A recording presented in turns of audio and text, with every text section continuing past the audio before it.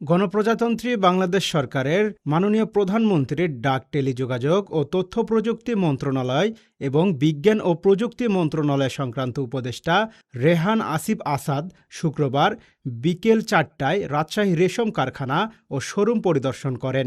পরিদর্শনকালে কারখানার বিভিন্ন কার্যক্রম ঘুরে দেখেন এবং সংশ্লিষ্ট কর্মকর্তাদের সঙ্গে মতবিনিময় করেন।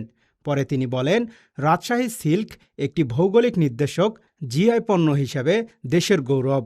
এই ঐতিহ্যবাহী শিল্পের উন্নয়ন ও প্রসারে আরও কার্যকর উদ্যোগ গ্রহণের উপর গুরুত্ব আরোপ করেন তিনি। আমাদের ঐতিহ্য সংগ্রহ করতে চাই এবং ঐতিহ্য ভিত্তি করে সমৃদ্ধি অর্জন করতে চাই। সেক্ষেত্রে রেশম কারখানা এবং রাজশাহী সিল্কের ঐতিহ্য সর্বজন বিদিত। এটা একটা জিই পণ্য এবং আমরা চাই যে রাজশাহী সিল্কের ক্রমাগত উন্নয়ন ঘটুক। সে উন্নয়ন তার ডিজাইনে ঘটুক, তার বিপণনে ঘটুক এবং বিশ্বব্যাপী সমাদৃত হোক। পাশাপাশি রাজশাহী সিল্কের উৎপাদন, মান উন্নয়ন ও বাজার সম্প্রসারণ নিয়ে বিভিন্ন দিক নির্দেশনা দেন।